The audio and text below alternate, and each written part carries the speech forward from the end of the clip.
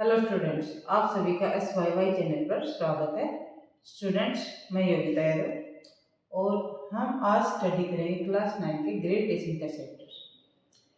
इस चैप्टर के कंसेप्ट को क्लियर करते हुए आपकी जो स्टडी की वीडियोज हैं वो बहुत इजी रूप से आपको समझ में आ जाए, इस प्रकार से हम बनाते हैं सभी वीडियोज आपके लिए।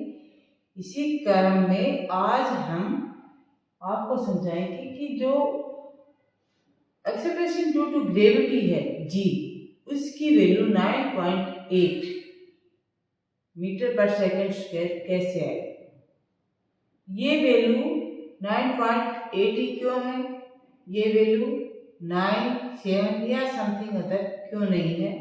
जब आप इस बात को समझ जाएंगे तो आपको ये कंसेप्ट क्लियर हो जाएगा और न्यूमेरिकल्स में आप कहीं भी कोई वैल्यू फाइंड आउट करने के लिए इस टॉपिक से related acceleration due to gravity, force of gravity, gravitation force की जो भी न्यूमेरिकल्स हैं उनको आप अच्छे से सोल्व कर पाएंगे, कहीं कोई कंफ्यूजन नहीं होगा।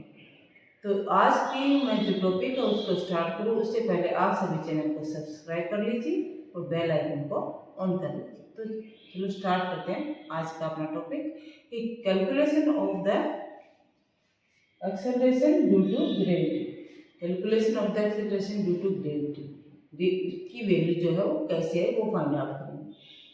तो we know that when we are on the earth और other things on the earth due to gravitation of earth pull everything towards itself due to gravity। पृथ्वी सभी चीजों को अपनी ओर खींच रही है, इसीलिए सभी चीजें अर्थ पर हैं।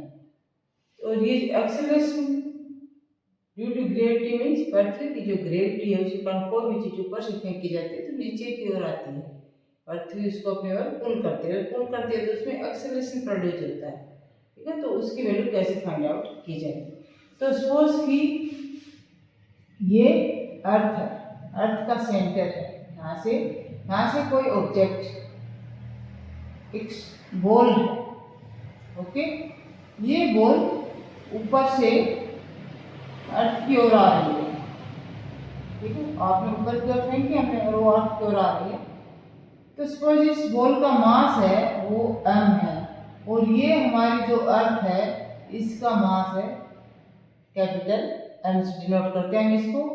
और distance from the centre of the earth, centre of earth to ball, centre of earth से इस बॉल तक का जो डिस्टेंस है वो क्या है, वो r है। So force of gravitation, force of gravitation due to earth on ball, पृथ्वी की जो ग्रेविटी है उसके कारण बॉल पर पृथ्वी कितना फोर्स लगा रही है वो क्या होगा वो फाइंड आउट हम पहले करेंगे। तो यहां लिखेंगे कि mass of earth, mass of earth क्या है, m है, और distance of ball from earth centre, earth के सेंटर से जो बॉल का जो डिस्टेंस है वो क्या है, वो है r।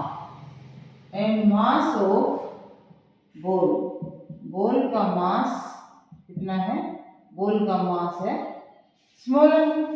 तो फोर्स ऑफ ग्रेविटेशन, पृथ्वी किस फोर्स से बॉल को अपनी ओर खींच रहे, कितना फोर्स लगा रही है, force of gravitation, force of gravitation F क्या होगा, F is equal to G M upon R square, जो कि फार्मूला है हमारा यूनिवर्सल लॉ ऑफ ग्रेविटेशन का फार्मूला है G into M1 M2 upon R square. यहाँ पर M1 क्या है, मास ऑफ अर्थ, M2 क्या है, mass of ball, and R is distance of the ball from the centre of the earth. Okay, now we know that when the earth applies the force on the ball, then its motion is accelerated। जब earth ball पे force apply कर रही है due to gravity, तो motion जो है वो accelerate होता है। And due to acceleration we also know that F is equal to m into a, that is mass into acceleration। जब अर्थ फोर्स लगा रही है बॉल पे, तो बॉल का मोशन एक्सेलरेट हो रहा है, तो उस केस में फोर्स क्या होगा, अर्थ जो फोर्स लगा रही है वो क्या होगा, m into a। अब यहाँ पर m क्या है, mass of the ball, and a is acceleration due to gravity. ये इक्वेशन 1 है हमारी, और यहाँ पर a एक्सेलरेशन क्या होगा, f अपॉन का एंड ये होगा equation 2। Now put the value of f from equation 1 to the equation 2। Put value of f in equation 2 from equation 1, तो 1 से इक्वेशन हम 2 में पुट करेंगे तो क्या आएगा हमारे पास, a इक्वल टू, अब की वैल्यू पुट करते हैं हम m upon g m upon r square, और अपॉन में यहाँ इसके f के अपॉन में क्या था, m, तो m से m कैंसिल, और ये हमारे पास आ गई g m upon r square. अब यहाँ पर g क्या है, gravitation constant, m is the mass of the earth and r is distance of ball from the centre of the earth. So g की वैल्यू हमें पता है 6.67 into 10 to the power -11 newton metre square per KG square, and value of m mass of the earth 6 into 10 to the power 24 kg, and distance r, radius of earth क्या है, 6.4 into 10 to the power 6 metre. अब g m and r इनकी value हम इसमें put करते हैं इस फार्मूले में। So a is equal to, g की वैल्यू पुट करेंगे 6.67 into 10 to the power -11, और m mass of earth, m की वैल्यू पुट करते हैं, मास ऑफ अर्थ ये है 6 into 10 to the power 24 upon radius 6.4 into 10 to the power 6 और इसका होल स्क्वायर। अब इसको कैलकुलेट करेंगे तो क्या आएगा, 6.67 इंटू, ये 10 टू द पावर -11 है, और ये 10 टू पावर 24 प्लस की है, तो इसमें से हम माइनस करेंगे 11 को, तो क्या आएगी 10 टू द पावर 30 अपॉन में स्क्वायर है रेडियस का, तो 6.4 इंटू 6.4 इंटू पावर कितनी है 10 की 6, तो ये ऐड हो जाएंगी, तो क्या होगा 12, 10 टू द पावर 12। अब ऊपर 13 पावर है, नीचे 12 पावर है 10 की, तो क्या पावर आएगी यहाँ पर, ओनली 10, 13 माइनस 12 10, और अपॉन में 6.4 इंटू 6.4, और इसकी हम कैलकुलेशन करेंगे तो हमारे पास a की वैल्यू क्या आती है, 9.8 मीटर पर सेकेंड स्क्वायर। इस प्रकार से जी जो a है एक्सेलरेशन है उसकी वैल्यू क्या आ गई, 9.8 into metre per second square.